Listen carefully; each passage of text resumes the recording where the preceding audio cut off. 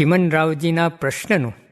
સ્વામિનારાયણ હરે સંવત 1882 માગસરવદી એકાદશીને દિવસ સ્વામી શ્રી સહજાનજી મહારાજ શ્રી વડતાલ મધ્યે શ્રી લક્ષ્મીનારાયણના મંદિર આગળ મંચ ઉપર વિરાજમાન હતા ને સર્વ શ્વેત વસ્ત્ર ધારણ કર્યા હતા ને કંઠને વિશે પુષ્પના હાર ધારણ કર્યા હતા ને પાગને વિશે પુષ્પના તોરા લટકતા હતા ને પોતાના મુખારમની આગળ મુનિ તથા દેશ દેશના હરિભક્તની સભા ભરાઈને બેઠી હતી.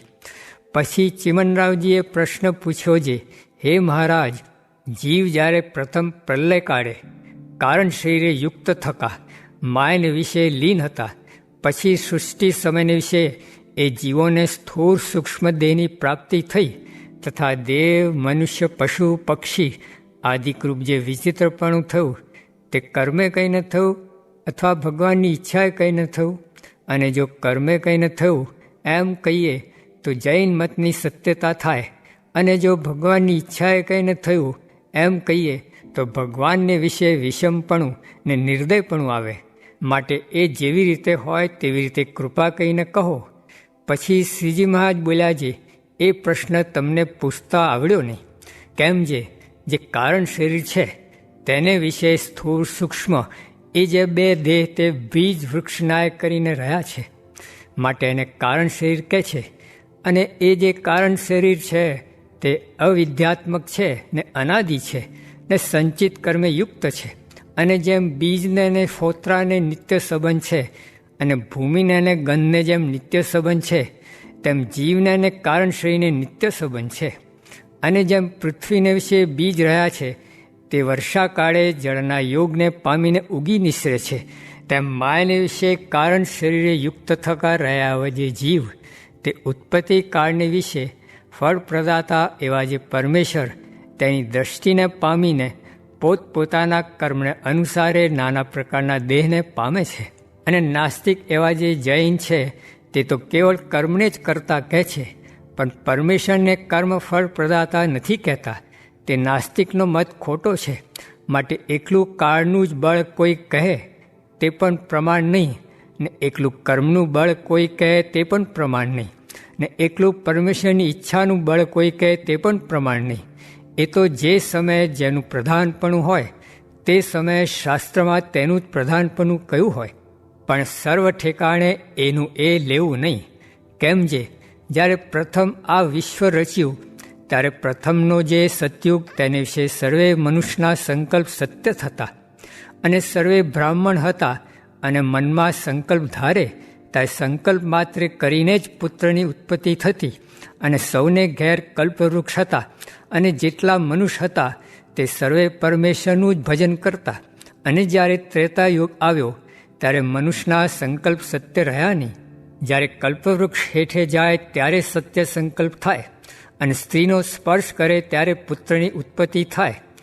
અને જ્યારે દ્વાપર યુગ આવ્યો ત્યારે સ્ત્રીનો અંગસંગ કરે ત્યારે પુત્રની ઉત્પત્તિ થાય. અને એવી રીતે જે સતયુગ ત્રેતાયુગની રીત તે સર્વે સતયુગ ત્રેતાયુગમાં ના હોય, એ તો પ્રથમ સતયુગ ને પ્રથમ ત્રેતાયુગ હતા તેમાં હતી. એવી રીતે જ્યારે શુભ કાળ બળવાનપણે પ્રવર્તે ત્યારે જીવના અશુભ કર્મના સામર્થ્યને ન્યૂન કરી નાખે છે. અને જ્યારે અતિશય દુર્ભિક્ષ વર્ષ આવે ત્યારે સર્વે પ્રજાને દુઃખ આવે, અથવા ભારે લડાઈ થાય ત્યારે લક્ષાવધિ માણસ એક કાળે મરાઈ જાય છે, ત્યારે શું બધાયનું એક ભેળે શુભ કર્મ ખૂટી ગયું? એ તો અશુભ કાળની જ અતિશય સામર્થ્ય છે. તેણે જીવના શુભ કર્મના બળને હટાવી દીધું. માટે જ્યારે બળવાન કાળનો વેગ પ્રવર્તે ત્યારે કર્મનો મેળ રહે નહીં. કર્મમાં સુખ લખ્યું હોય તે દુઃખ થઈ જાય, ને કર્મમાં જીવવું લખ્યું હોય તે કાળે કહીને મરી જાય. એવી રીતે જ્યારે બળવાન કાળનો વેગ હોય ત્યારે કાળે કહીને જ સર્વ થાય છે એમ શાસ્ત્રમાં લખ્યું હોય. અને જ્યારે ઘણા મનુષ્ય ભગવાનના એકાંતિક ભક્ત થાય છે ત્યારે કળિયુગને વિશે પણ સતયુગ થાય છે. એ ઠેકાણે એકાંતિક ભક્તના જે ભગવાનની ભક્તિ સંબંધી શુભ કર્મ તેનું જોર શાસ્ત્રમાં કહ્યું હોય, પણ કાળનું જોર કહ્યું ના હોય. તે વાર્તાને જાણ્યા વિના નાસ્તિક મતવાળા છે તે કેવળ કર્મને જ સર્વ કરતા કહે છે, પણ એમ નથી જાણતા જે એ તો ભગવાનના એકાંતિક જે ભક્ત તેના કર્મનું સામર્થ્ય કહ્યું છે, પણ વિમુખ જીવના કર્મનું એવું સામર્થ્ય કહ્યું નથી. અને જ્યારે ભગવાન એવો સંકલ્પ ધારીને પ્રગટ થાય છે, જે આ દેહે કરીને તો પાત્ર કુપાત્ર જે જીવને મારી મૂર્તિનો યોગ થાય તે સર્વનું કલ્યાણ કરવું છે, ત્યારે કાળનું ને કર્મનું કાંઈ સામર્થ્ય રહે નહીં. ત્યારે તો એકલું પરમેશ્વરનું જ સામર્થ્ય રહે છે. તે જ્યારે ભગવાને કૃષ્ણ અવતાર ધાર્યો ત્યારે મહાપાપિણી જે પૂતના તેણે ભગવાનને ઝેર પાયું, તેને શ્રી કૃષ્ણ ભગવાને પોતાની માતા જે યશોદાજી તે બરોબર ગતિ આપી. અને બીજા પણ મહાપાપી દૈત્ય હતા, તે ભગવાનને મારવા આવ્યા હતા, તેને પણ શ્રી કૃષ્ણ ભગવાન પરમપદ આપતા હવા. ને બીજા પણ જે ભાવે કહીને શ્રી કૃષ્ણ ભગવાનના સંબંધને પામ્યા, તે સર્વેનું કલ્યાણ કર્યું. માટે એ ઠેકાણે તો પરમેશ્વરનું જ બળ અતિશય કહ્યું છે, પણ કાળનું કે કર્મનું કાંઈ સામર્થ્ય નથી કહ્યું. માટે જે ઠેકાણે જેવું પ્રકરણ તે ઠેકાણે તેવું જાણવું. ઇતિ વચનામૃતમ. એવી રીતે વડતાલ પ્રકરણનું 6મું વચનામૃત જે તે થયું. અનાદિ મૂળ અક્ષર મૂર્તિ શ્રી ગુણાત્યાન સ્વામીએ વાત કરી છે. ભગવાનને સાધુના મહિમાની વાતો નિરંતર કરવીને સાંભળવી. ને મહારાજ તો પોતાનું અક્ષરધામ ને પાર્ષદ ને પોતાનું સમગ્ર ઐશ્વર્ય તે લઈને અહીં પધાર્યા છે. તે એવા ને એવા જ છે. ને દેહ મૂકીને જેને પામવા છે તે આજ દેહ છતાં મળ્યા છે, કાંઈ બાકી નથી. ને એમ ન સમજાય તેથી જીવમાં દુર્બળતા રહે છે. ને એમ સમજાય ત્યારે કોઈ દિવસ જીવમાં દુર્બળતા મનાય જ નહીં. ને જીવ બીજી રીતનો થઈ જાય છે. ને મહિમા સમજવા જેવું બીજું કોઈ મોટું સાધન પણ નથી. ને મહિમા વિના બીજા ગમે એટલા સાધન કરે તો પણ જીવ બળને પામે નહીં.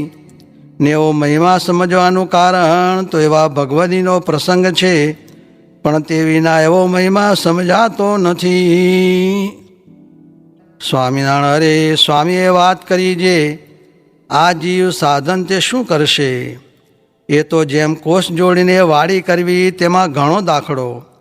કેમ જે તેને ઢોર ખાય, પંખી ખાય, તેમ સાધન વતે કલ્યાણ થવું તે એવું છે. ને ભગવાનની પ્રાપ્તિ વતે કેવું થાય છે? તો જેમ આખી પૃથ્વીમાં વરસાદ વરસે ને દાણા પાકે છે, પછી તેને ઢોર ખાય, પંખી ખાય, ચોર લઈ જાય તો પણ ખૂટે નહીં.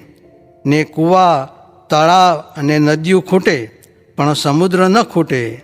તેમ ભગવાન વતે કલ્યાણ તે એવું છે.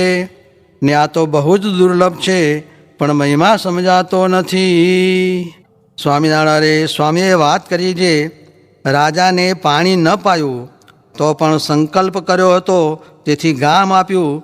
તે જીવ પોતાના સ્વભાવ મૂકતા નથી, તેમ ભગવાન પણ પોતાનો સ્વભાવ મોક્ષ કરવાનો તે મૂકતા નથી.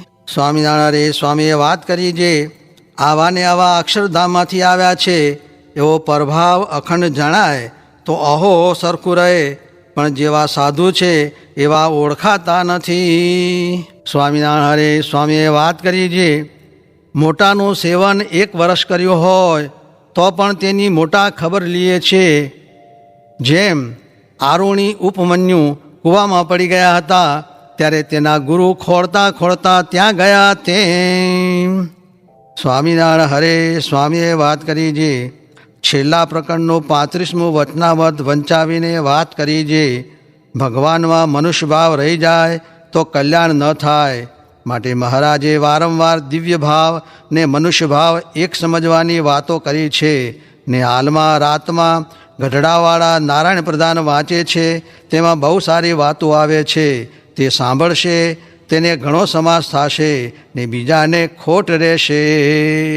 સ્વામિનારાયણ હરે સ્વામીએ વાત કરી છે, સમજ્યા વિના જે કરે તેનું ફળ આગળ ન થાય. ને ભગવાન વતે જ કલ્યાણ છે. તે બીજું ગમે એટલું કર્યું હોય પણ ઉપાસનામાં ઠીક ન હોય તો તેનો મોક્ષ ન થાય. ને બીજું તો ધર્મ અર્થ કામ ઉપર છે. સ્વામિનારાયણ હરે સ્વામીએ વાત કરી છે, ભગવાનનો તથા સંતનો મહાત્મ્ય સહિત નિશ્ચય હોય તેને ઓરો રહેવા દે નહીં. ને કાળ કર્મ માયા તે તો જળ છે. માટે કરતા કરતા ભગવાનને જાણવા ને રોટલા ખાઈને ભજન કરવું, દુઃખ માનવું નહીં. ને અતિ સંતોષ કલ્યાણના માર્ગમાં વિઘ્ન છે. સ્વામિનારાયણ હરે સ્વામીએ વાત કરી છે. ત્યાં એક વેદીએ આવીને સ્વામીને રાખડી બાંધી. તે પછી વળી વાત કરી છે. સગુણ નિર્ગુણપણું હરિભક્તને જાણવું જોઈએ. નીકળતો ગોથા ખાય. તે ઉપર કાર્યાણીનું 8મું વચનામૃત વંચાવીને કહ્યું છે.